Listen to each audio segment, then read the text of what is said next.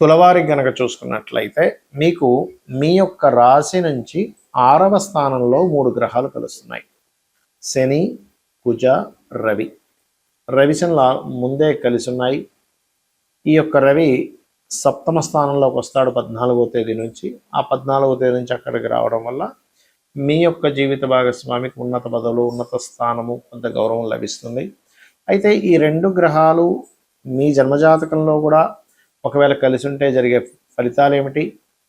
ఈ 2 గ్రహాల ఆ కలయిక వల్ల మీకు కలిగేటువంటి ఫలితాలు, మీరు ఏ దేవతారాధన చేసుకోవాలి, దేశకాల పరిస్థితుల్లో ఎటువంటి ఫలితాలు ఉంటాయి అనేటువంటి అంశాలు చెప్తుంది. నేనైనప్పటికీ చెప్పిస్తుంది సాక్షాత్ లలిత అమ్మవారిగా భావిస్తూ, ఆ లలితాంబిక అమ్మవారి యొక్క అనుగ్రహం మీకు పరిపూర్ణంగా కలగాలన్న స్ఫూర్తి కోరుకుంటూ, ఈ 6వ స్థానం అనేటువంటిది ఏదైతే ఉందో ఇది కొంతవరకు విజయాన్ని, శత్రువుపై విజయాన్ని, ఏదైనా క్రీడారంగాల్లో ఉన్నట్లయితే ఆ క్రీడారంగ సంబంధించినటువంటి విషయాల్లో చక్కగా మీకు ఉన్నతం వైపు వెళ్ళడానికి, గొడవ జరిగినట్లయితే ఆ యొక్క గొడవలో, ఆ యొక్క ఘర్షణలో మీకు విజయం లభించడానికి, మరియు ఈ 6వ స్థానంలో ఎప్పుడైతే ఈ శని మరియు కుజుడు ఉంటారో కాస్త గొడవల వైపు మీ యొక్క నిత్య జీవితం కూడా మారుతూ ఉంటుంది. సర్వసాధారణంగా తులవారికి ఏంటంటే గొడవలు పెట్టుకోవడం ఇట్లాంటివి ఏమీ ఇంట్రెస్ట్ ఉండదు. కానీ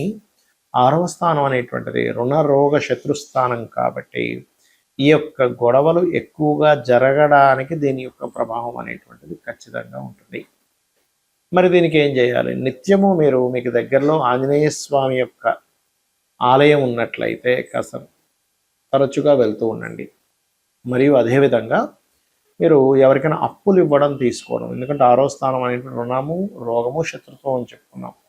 కాబట్టి రుణము, ఎవరికైనా మీరు ధనాన్ని ఇస్తున్నారు, ధనం రుణ రూపంలో ఇస్తున్నారు లేదా రుణ రూపంలో తీసుకుంటున్నారు, అది ఎటువంటి వారి దగ్గర మీరు రుణం తీసుకుంటున్నారు, ఎటువంటి వారికి రుణం ఇస్తున్నారు, దాని మూలంగా ఏదైనా గొడవ జరగనుందా? అందులో ప్రధానంగా మీరు మంగళవారము, శనివారం, ఆదివారం అవాయిడ్ చేయండి. అందులో ఆదివారం ఏప్రిల్ 14వ తేదీ వరకు అసలు ఆదివారం పూర్తిగా అవాయిడ్ చేయండి. దాని తర్వాత ఏం కాదు ఆదివారం విషయంలో. కాకపోతే శని, మంగళవారాలు మాత్రం ఈ యొక్క విషయంలో అంటే గొడవ అవుతుంది ఈ మాట మాట్లాడితే, లేనట్లయితే రుణ సంబంధించినటువంటి విషయంలో ఇటువంటివి జరగనున్నాయి అని అనుకున్నట్లయితే ఖచ్చితంగా మీరు ఈ యొక్క విషయంలో జాగ్రత్తగా ఉండండి. మరియు తండ్రి గారి ఆరోగ్య విషయంలో కూడా కొంత జాగ్రత్త పడాలి. మీరు పెద్ద మొత్తంలో ఎవరికైనా మనీ ట్రాన్స్ఫర్ చేసేటప్పుడు కొంతమంది చూడండి, క్యాష్ ఇచ్చేసేయండి పర్లేదు, మేము బ్యాంక్ వదిలేని ట్రాన్సాక్షన్ అంటూ ఉంటారు. ఇటువంటి విషయాల్లో కూడా కొన్ని ఇబ్బందులు పడుతుంటారు. కాబట్టి ఈ యొక్క విషయంలో జాగ్రత్త పడండి, అన్ని విధాలా మీకు బాగుంటుంది. మరి ఈ యొక్క కుజుడు, శని, రవి ఈ 3 గ్రహాలు 14వ తేదీ వరకు కలిసి ఉంటాయి. ఏప్రిల్ 1వ తేదీ నుంచి, దాదాపుగా ఏప్రిల్ 2 నుంచి. మరి ఈ రవి 14వ తేదీకి మారిపోయిన తర్వాత ఈ 2 గ్రహాలు అయితే కలిసి ఉంటాయి 45 రోజుల పాటు దాదాపుగా, అంటే మే 15, 16వ తేదీ వరకు కూడా. దీని వలన దేశకాల పరిస్థితుల్లో జరిగేటువంటి మార్పులు ఏమిటి? ఈ సంవత్సరం అధిపతి మనకి రాజు గురువు అయితే మంత్రి కుజుడయ్యాడు. ఈ కుజుడు ఎప్పుడైనా సరే ఇలా జలరాశుల్లోకి ఎంటర్ అయినప్పుడు, అగ్ని, భూ, వాయు జలరాశుల్లోకి ఒక్కొక్క గ్రహము ఎంటర్ అవుతున్నప్పుడు దీని యొక్క తీవ్రతని, అంటే మనకి ఇన్ని రోజులు చూసినటువంటి వార్ స్ట్రాటజీ ఒక రకంగా ఉంటుంది. ఈ కుజుడు మారినప్పటి నుంచి ఇంకొంచెం వేరే రకంగా ఉంటుంది, అంటే ఇంకొంచెం దాని తీవ్రత పెరగనుంది అనేటువంటిది చూపిస్తుంది. కాబట్టి ఏంటంటే మనకి మీరు గమనించండి, ఇజ్రాయెల్ దేశానికి సంబంధించిన విషయంలో కొంచెం తీవ్రమైనటువంటి యుద్ధ వాతావరణం వల్ల అక్కడ ఉండేటువంటి ప్రజలకు ఎక్కువ ఇబ్బంది ఉంటుంది. దీనికి కారణం ఏమిటి అంటే మనకి ప్రకృతిలో కొన్ని సంకేతాలు జరుగుతూ ఉంటాయి.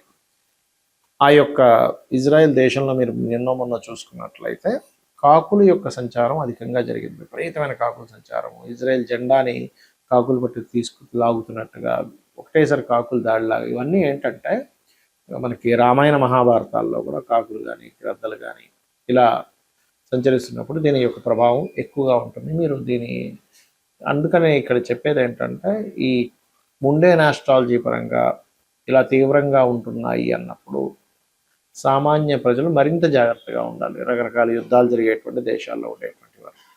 దీనివల్ల మనకి కొంచెం మన ఇండియాకు కూడా పక్క దేశాలతో కొంచెం అనవసరమైన పోర్లు ఇవన్నీ కూడా ఇస్తూ ఉంటుంది ఈ యుద్ధం. ఎందుకంటే ఇది ఖచ్చితంగా మూడో ప్రపంచ యుద్ధానికి దారితీస్తుంది. అందులో ఎటువంటి సందేహం లేదు. నేను చాలా కాలంగా చెప్తూ వస్తున్నాను. మరి ఎవరి పర్సనల్ చార్ట్లో అయినా ఇలాగా కుజుడు శని కలిసి ఉంటే ఏమిటి? ఇక్కడ ఏంటంటే ఈ రెండు గ్రహాలు ఒక రకంగా చెప్పాలంటే శక్తిని ఇచ్చేటువంటి గ్రహాలుగా కూడా చెప్తారు. ఎనర్జీ అంటే వాళ్ళు ఏదో ఏమీ చేతగానట్టుగా లేకపోతే చాలా స్లోగా ఉండడం ఇలా ఉండరు వాళ్ళు. చాలా చాలా ఉత్సాహంగా, చాలా హైపర్ అంటారు చూసారా, చాలా కోప స్వభావంగాను ఈ తత్వాన్ని ఇస్తుంది. అలా అని వీళ్ళు కోపం ఉంటుందేమో కానీ ధర్మంగా ఉండే వ్యక్తులు చెప్పాలంటే శని కుజులు కలిసి ఉంటాయి. అంటే ఏదన్నా సరే మొహం మీద చెప్పేసేయడం, మనసులో ఏది పెట్టుకోకపోవడం. ఏదన్నా సరే ఇప్పుడు మనం చూడండి, ఎవరికైనా ఇప్పుడు ఇన్ సెన్స్ కొంతమంది అందరూ ఉంటారని కాదు, మనసులో ఒకటి ఉంటుంది కానీ బయట వ్యక్తపరిచే విషయంకి వచ్చేసరికి వ్యక్తపరచడమో, ఈ మాట అంటే ఏమవుతుందో, ఈ మాట అనడం వల్ల రిలేషన్స్ పాడైపోతాయేమో, ఈ మాట అనడం వల్ల నాకు రావాల్సిన లాభం రాదేమో, అవతల వాళ్ళు మనల్ని ఏమైనా ఇంకో రకంగా యాక్షన్ తీసుకుంటారేమో, ఇలాంటివన్నీ ఉంటాయి మనకి. కానీ శని కుజులు కానీ కుజరాహులు కానీ కలిసి ఉన్న వాళ్ళకి ఏంటంటే ఆ ఫిల్టర్ అనేటువంటిది ఉండదు. ఏమవుతుంది, సరే చూసుకుందాంలే, ఏదైనా గొడవైనా చూసుకుందాంలే, అవతల వాళ్ళు ఏదైనా అనుకుంటారు, సరే అనుకున్నారు నాకేంటి, లేకపోతే దీనివల్ల ఇలాంటి పరిణామాలు వస్తాయేమో అన్నప్పుడు సరే ఎలాంటి పరిణామాలు వచ్చినా చూసుకుందాం. అంటే ఏమిటంటే ఈ కర్మకారకుడు శని గనక కుజుడితో కలిసి ఉన్నప్పుడు ఇలాంటివి వస్తుంది. మరి ఇలాంటివి ఎంతవరకు కరెక్టు ఇది ఉండడం అనేటువంటిది అంటే కొన్ని విషయాల్లో నిజంగా కరెక్టే. ధైర్యంగా ఒక విషయాన్ని మనం మాట్లాడాలంటే చాలా మంచిది మీ జన్మజాతకంలో కనుక కుజరాహులు కలిసి ఉంటుంది. కానీ కొన్ని విషయాల్లో మనం ఆవేశంగా మనం కొన్ని నిర్ణయాలు తీసుకున్నప్పుడు అవతల వాళ్ళు దాన్ని సాకుగా చూపిస్తూ మీకు ఆవేశం ఎక్కువ, మీకు కోపం ఎక్కువ, మీరు ఇలా ప్రవర్తించారు అలా ప్రవర్తించారు మనకి ఇచ్చిన అవకాశాలను పోగొట్టుకునే ఛాన్స్ ఉంది. అయితే ఇక్కడ ఇది మళ్ళీ ఎక్కడున్నా ఈ ప్రభావం ఇవ్వాలంటూ లేదు. లగ్నంలో ఉండి లేదా లగ్నాన్ని చూస్తూ లేదా చంద్రుడిని చూస్తూ లగ్నాధిపతే శని కానీ కుజుడు ఉన్నప్పుడు మాత్రమే వాళ్ళకు ఆవేశం ఉంటుంది.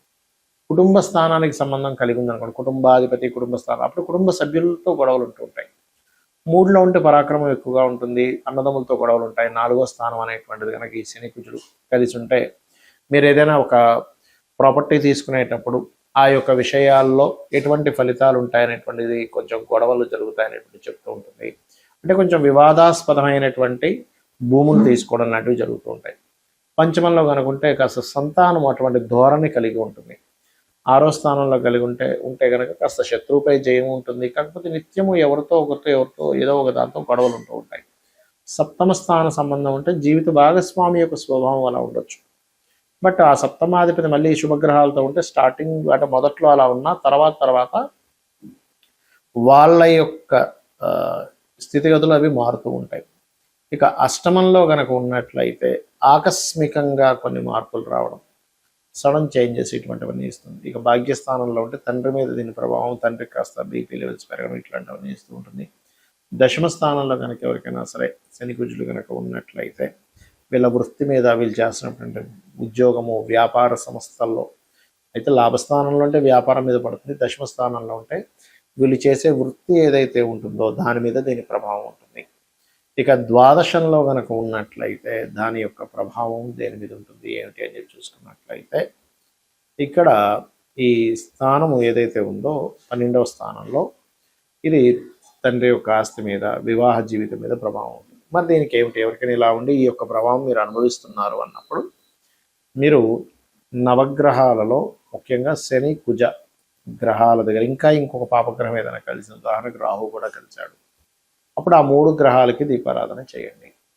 నెంబర్ 1. ఇక రెండవ విషయం ఏమిటి అంటే ఇక్కడ దీంతో పాటు మీరు చేయవలసినటువంటి మరొక విషయం ఆంజనేయ స్వామి యొక్క ఆలయాలకు వెళ్ళడము, చండీ పారాయణం చేయడం చేస్తున్నారు. దీనివల్ల ఏమవుతుందంటే కొన్నిసార్లు మనం ఆవేశపూరితంగా తీసుకునేటువంటి నిర్ణయాలు ఏవైతే ఉంటాయో ఆ యొక్క నిర్ణయాల మూలంగా ఇబ్బంది మనం పడకుండా ఉంటాము ఇది చేయడం వల్ల. అదేవిధంగా అభిషేకాలు చేయించడము, గోవులకు కాస్త క్యారెట్స్ బెల్లము తినిపించడం, ఇవి చేయండి. మీ జన్మజాతకాల్లో ఒకవేళ ఈ యొక్క కలయిక ఉన్నా కూడా మీకు ఇబ్బంది కలగకుండా ఉంటుంది. శ్రీమాత్రే నమః.